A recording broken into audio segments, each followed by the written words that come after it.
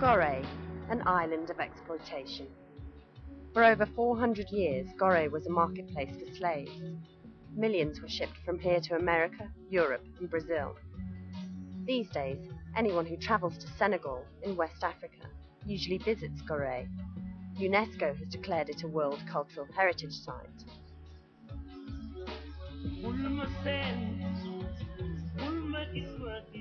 This used to be a slave prison. Today, it's a museum. Empty rooms where local people were once imprisoned. Through this door, they were led to the ships. Today, Goree is back in the headlines, this time as a playground for paedophiles. One day, I met a man who asked me to go to his place. He put money on the bed. He asked me to do things with him. I refused, and then I went and warned the police about him. I wasn't sure if I should report him as a homosexual or something. But then I saw him on the beach with a little boy, and he was flirting with us too. And after that, he was sent away from Goree.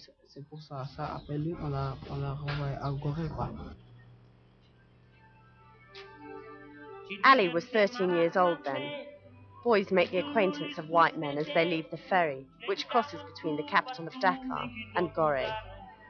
Many of the boys have left school, just like Ali. They earn their money as guides to the island. The paedophiles tempt the boys with offers of a meal in a restaurant. Presents then follow. Ali got trainers and t-shirts from his paedophile. Then came the offer of sex.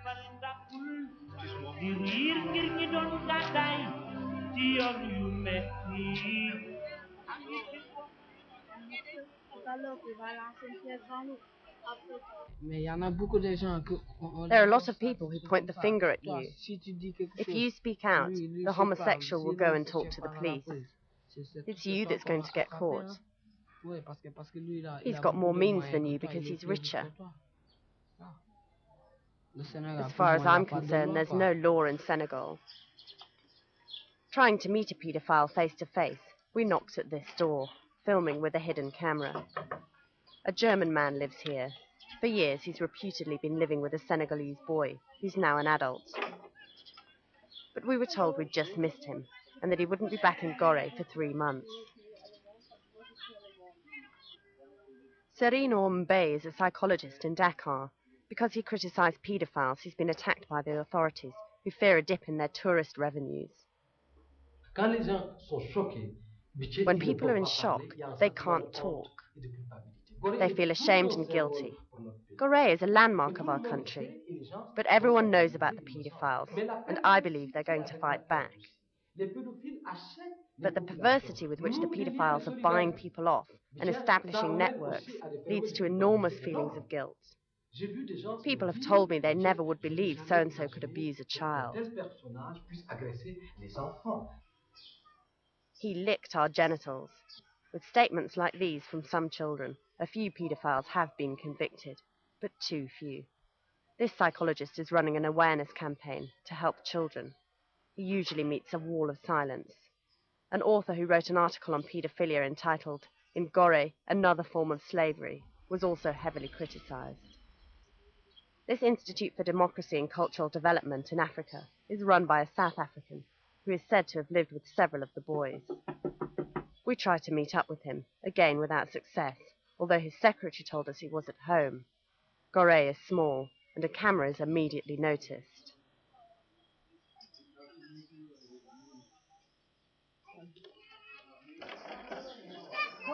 This man is supposed to have had sex with several minors.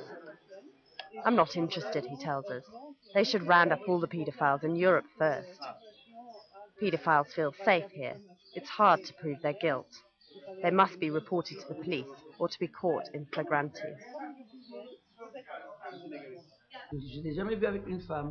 I've never seen him with a woman. It's possible because he's got a workshop. Lots of people work for him. Lots of kids too. I don't know what they do. That we can't find out. But the fact is he works with a lot of kids. That goes for all the paedophiles living here. Goree has run a restaurant here for 26 years. Like all the residents, she's fed up with the talk about paedophiles on Goree. It could hurt tourism. Others are also reluctant to talk to us.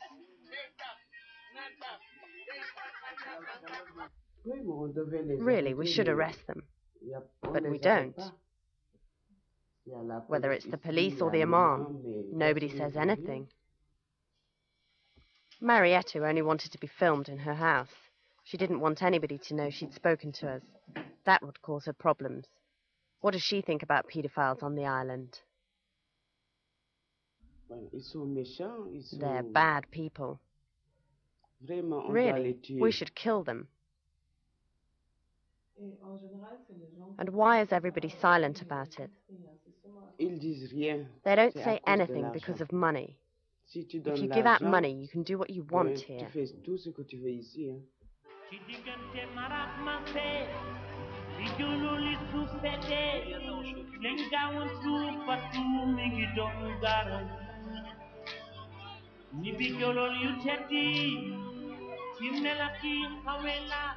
The whites have got what the Senegalese don't have, power and money. So they play the role of a clown, and often that of a lover. The psychologist agrees.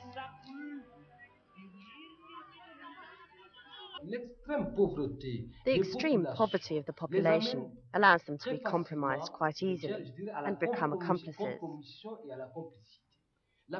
The perversity of paedophiles is that they go so far as to buy people and buy their silence, because these people here are in an extremely precarious economic situation, so they cannot talk. You must understand that. Another aspect is that Senegalese law isn't sufficient. A Canadian paedophile was recently condemned and admitted guilt. He was fined 1 million CFA francs. 1 million CFAs is about 3,000 US dollars. But paedophiles could be sent to jail for 10 years. That's the law.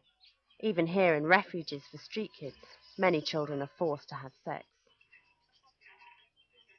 The General Secretary of the Raoul Follereau Foundation in France supported this home. François Lefort came here in 1993. He'd organised seminars in Europe to help street kids. He promised the children here a trip to France, if they had sex with him. Moussa Sow is director of the home. A qualified welder, he trusted the Frenchman until the children started telling him about his sexual advances. He brought a court case against Lefort in France. He introduced himself to me as a crusader against paedophilia. I quickly found out that he was worse than the people he said he was fighting against. That was just a pretext, because in reality he himself was abusing our kids, and there's plenty of proof.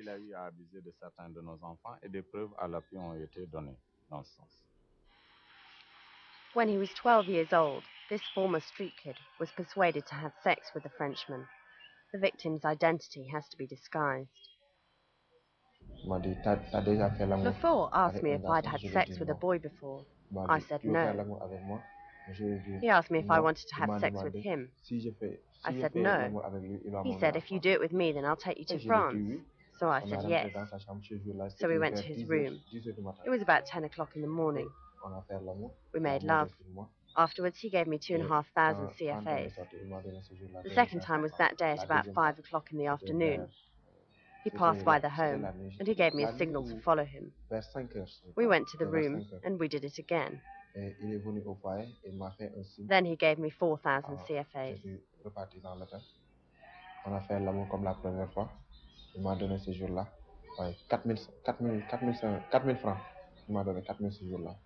That's about 8 US dollars. Each time they had sex, he was given more money. This boy was also sexually abused by Lefort for many years.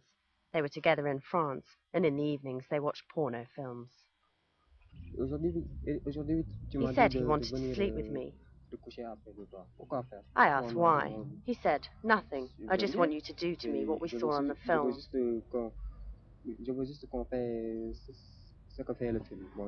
Then I got angry with him, and I was angry for a while. So he said, okay, I won't ask you again, but don't tell Moussa.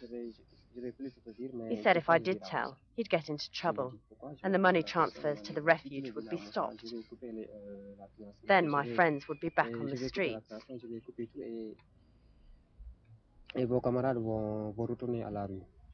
Since the accusations were made against François Lefort, the Follereau Foundation has stopped payments to the home. The Frenchman is still free. The false followers offered the children 2 million CFAs if they dropped their claims against him, but they refused. They'd suffered too much. Those kids feel shame about their bodies. They're suspicious of their teachers. Some of them have nightmares. Some of them even want to go back to the streets. They have a feeling of aggressiveness towards adults. That's why I say this is a threat to society. Ali dreams of leaving Goree one day and becoming a star. He's one of the few boys who've turned down offers from paedophiles. He went to the police. But how long can this 16-year-old resist the temptation of money and promises of a better life? It's already too late for many of Senegal's young men, victims of arguably one of the worst crimes known to man, victims once again of the white man.